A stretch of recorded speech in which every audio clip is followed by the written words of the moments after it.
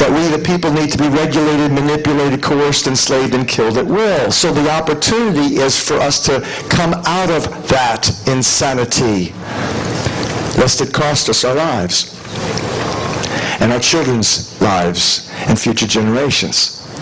So never in history has this choice been so clear.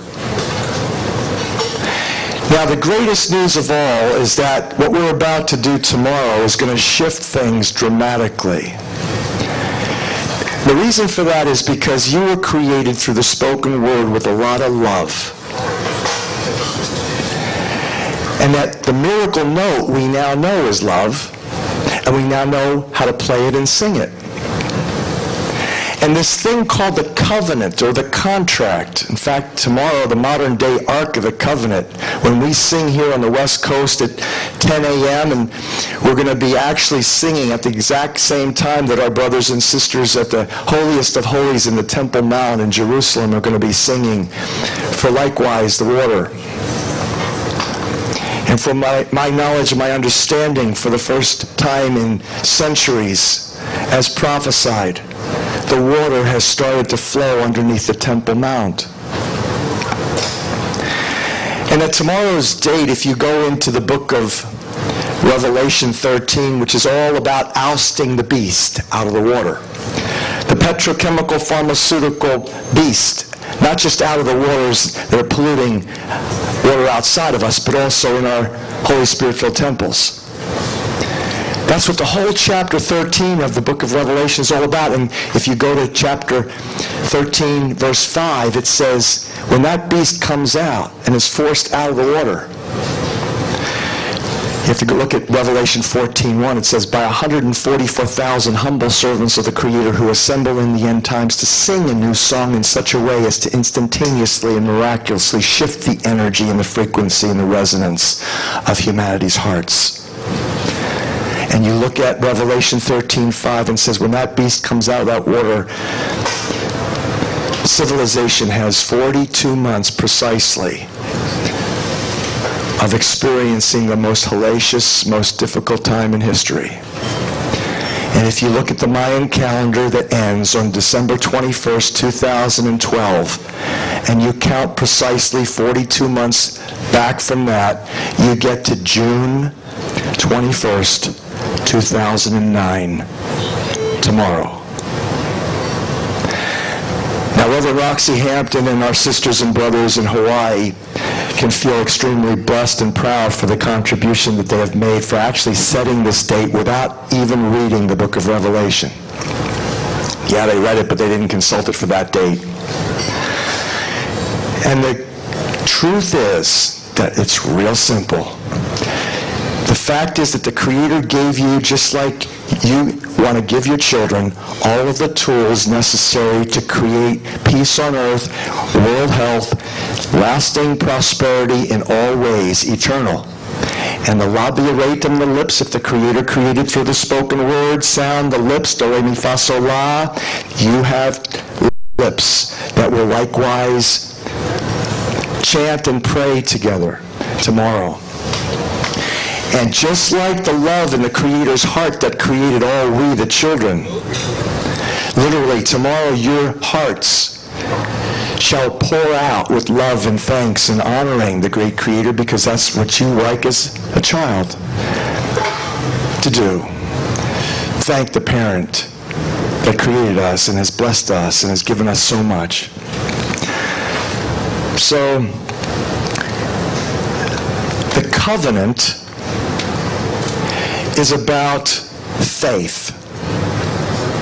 The Ark of the Covenant, according to a recent History Channel documentary based on the most advanced archaeological investigation and discoveries, the Ark of the Covenant was a drum carried around in a big, beautiful, ornate gold wing box, a wooden box, but it was a drum.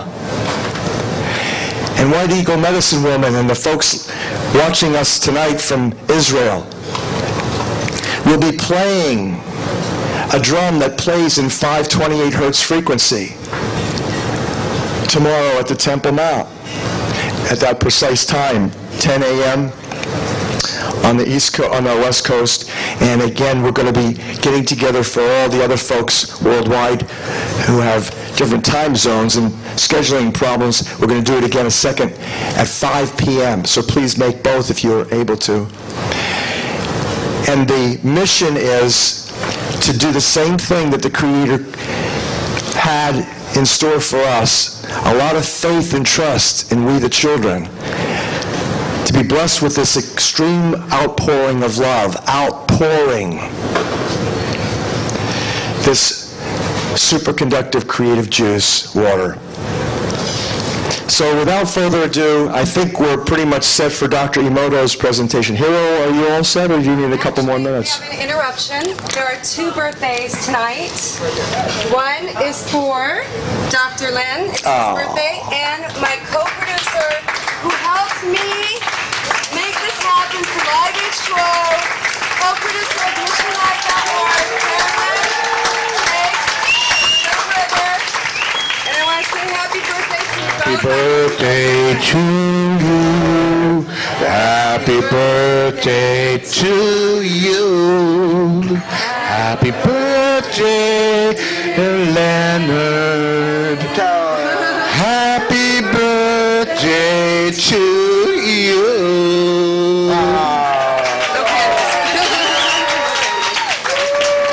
Best if you just throw this right in my face. So, you're all set, right? Well, then let me just end my little presentation here and just say thank you for tomorrow.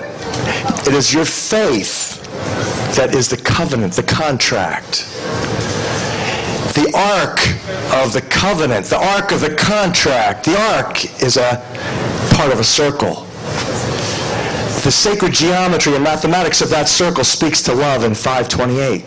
So it will be your love in your heart and your voices, your creative instruments, brought forth this loving blessing and this prayer for all of these blessed things to unfold on earth, for the protection, for the uplifting spiritual, so that we can be the spirit-filled beings to be able metaphysically, literally, to fulfill Jesus' prophecy.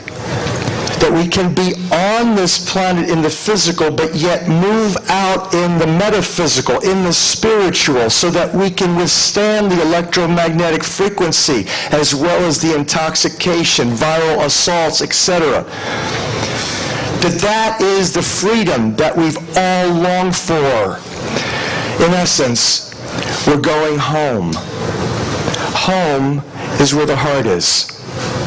Where the heart is where the love is. So we're going back to love.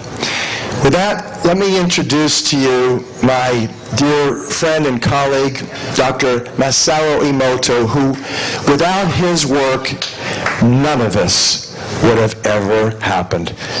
Thank you.